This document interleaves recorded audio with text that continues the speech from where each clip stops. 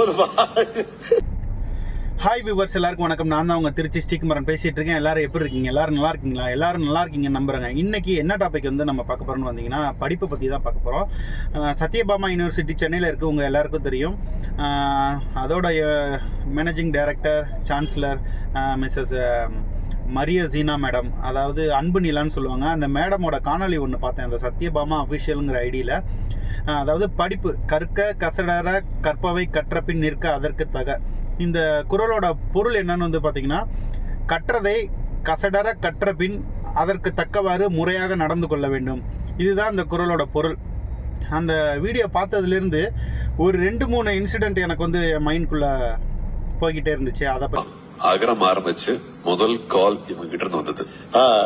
கிட்டத்தட்ட ஒரு 7 சீட்ல இருந்து ஆரம்பிச்சு இப்போ 900 சீட்ஸ் வந்து 940. சத்யபாமா மட்டும், அதாவது வந்து யோசிக்காம கேட்காம நம்மளை சங்கடப்படுத்தாம உரிமையா கொடுக்கறதுன்னு ஒண்ணு இருக்கு. நான் கொடுப்பேன், நான் சாப்பாடு போடுவேன், நான் இங்க தங்க வைப்பேன், ஏன் இங்க நடத்தல ஒர்க் ஷாப், ஏன் நம்ம இடத்துல நடத்தல அப்படின்னு சண்டை போடுறதெல்லாம் நான் சண்டை போடுவேன் இருந்துச்சு. அதை பற்றி பேசணும்னு ஆசைப்பட்டேன். ஃபஸ்ட்டு வந்து அகரம் ஃபவுண்டேஷன் நடிகர் அண்ணன் சூர்யா அவர்களுக்கு நன்றியை தெரிவித்துக் கொள்கிறேன். கிட்டத்தட்ட 2014 அகரம் ஃபவுண்டேஷன் ஆரம்பித்ததுக்கப்புறம் ஃபஸ்ட்டு கால் நம்ம அன்பு நிலா மேடம் தான் அவங்களுக்கு பண்ணியிருக்காங்க. அப்போ கிட்டத்தட்ட 7 சீட்லேருந்து ஆரம்பித்து இன்றைக்கி 940 சீட்டு வரைக்கும் அவங்க வந்து குழந்தைகள் படிக்கிறதுக்கு கொடுத்துருக்காங்க. குழந்தைங்கள்லாம் மாணவர்கள் படிக்கிறதுக்கு கொடுத்துருக்காங்க. இது ஒரு மிகப்பெரிய விஷயம்.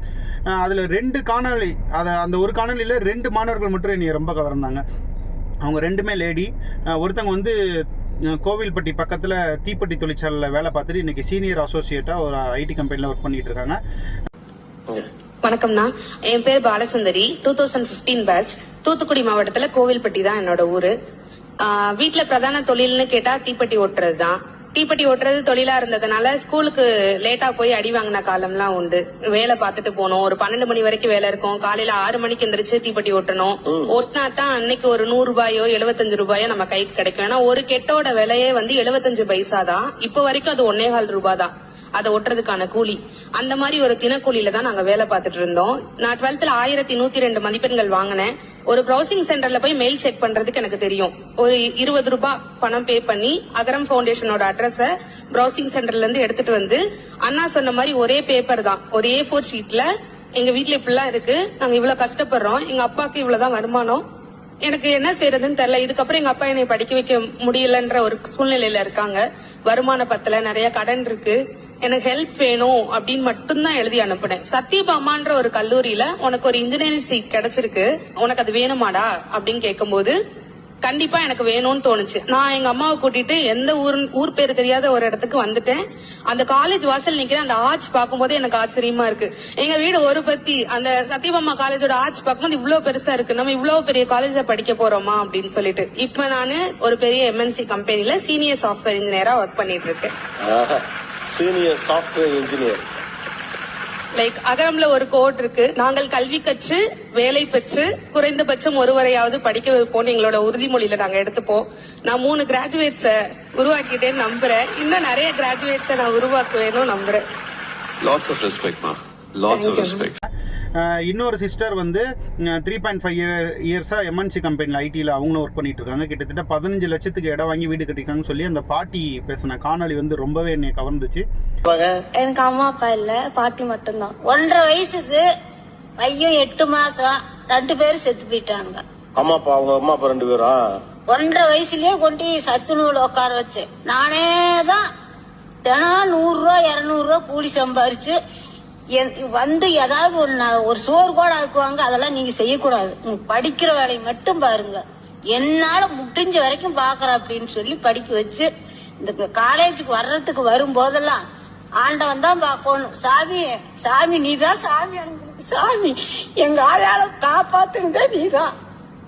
சம்பளத்தை வாங்கி இன்னைக்கு அது பயங்கரமான வீடு கட்டி இருக்குது. வாடகை வீட்டுல குடியிருந்த இன்னைக்கு அருமையான வீடு கட்டி இருக்குது.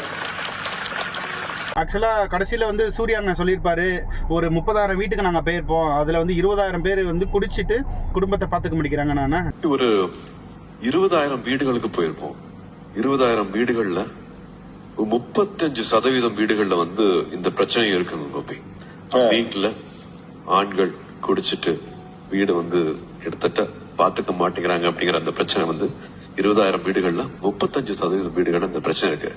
ஆமா, கவலையே படாதீங்க, இனிமே அந்த கவலை வராது. பெண்கள் எல்லாரும் படிக்க ஆரம்பிச்சிட்டாங்க. அதனால ஒரு பெண் நினைச்சா ஒரு குடும்பத்தை எங்கேயோ நாட்டில் மிகப்பெரிய இடத்துக்கு கொண்டு போகலாம், குடும்பத்தையும் மிகப்பெரிய இடத்துக்கு கொண்டு போகலாம். அதனால எல்லா பெண்களும் படிக்க ஆரம்பிச்சிட்டாங்க. அதனால கவலையே படாதீங்க.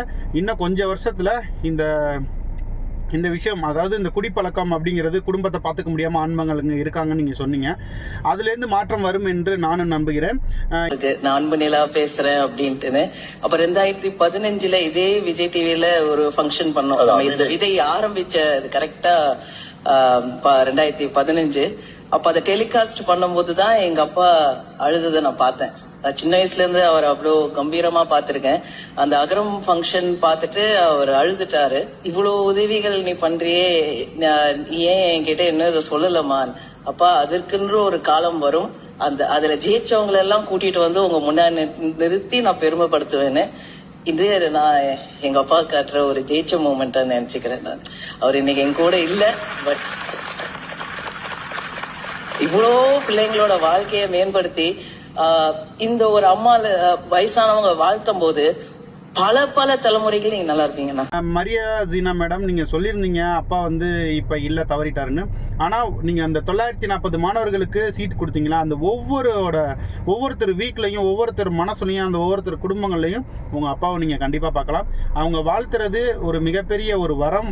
அந்த வீடியோல வர 2 சிஸ்டர்ஸுமே சொல்லியிருப்பாங்க, நான் படிச்சு முடிச்சதுக்கு அப்புறம் என் சார்பில் ஒரு 3 மாணவர்களை டிகிரி வாங்க வச்சு நான் பார்த்துருக்கேன், என்னோட சார்பா அப்படின்னு சொல்லியிருப்பாங்க. அதுக்கு ஒரு மிக பெரிய ஒரு விஷயம். ஏன்னா படிப்புங்கிறது முக்கியம். படிப்பு இருந்தால் மட்டும்தான் ஒரு மனிதனுக்கே மதிப்பு வரும். உயர்ந்த சமூகத்தில் உயர்ந்த பதவியில் நம்ம வகிக்க முடியும். அதுக்கப்புறம் வந்து இந்த வீடியோ பதிவின் மூலம் இவ்வளவு கோடி பொதுமக்களுக்கும் உணர்த்திய விஜய் டிவிக்கும் கோபிநாத் அண்ணன் அவர்களுக்கும் மிக்க நன்றியை தெரிவித்துக் கொள்கிறோம். இதே மாதிரி இன்னும் நிறைய நிகழ்ச்சி பண்ணுங்கன்னா மக்களிடையே ஒரு எழுச்சி, அதாவது என்கிட்ட இருந்து நான் வந்து இதன் மூலியமா மக்களுக்கு நான் தெரிய வரணும், என்னோட வீடியோக்களை கிட்டத்தட்ட எத்தனையாயிரம் ஃபாலோவர்ஸ் வந்து பார்க்குறாங்க அப்படிங்கிற மாதிரி ஒவ்வொருத்தர் மனதிலும் ஒரு எழுச்சியை ஏற்படுத்தி மாணவர்களிடையும் பொதுமக்களிடையும் ஒரு மிகப்பெரிய வெற்றியடைய விஜய் டிவிக்கும் கோபி அண்ணன் அவர்களுக்கும் வாழ்த்துக்களை தெரிவித்துக் கொள்கிறோம். நன்றி. அகரம் ஃபவுண்டேஷன் மிகப்பெரிய அளவில் வெற்றியடைவதற்கு திருச்சி ஸ்ரீகுமரன் சார்பாக நான் வாழ்த்துக்களை தெரிவித்துக் கொள்கிறேன். நன்றி.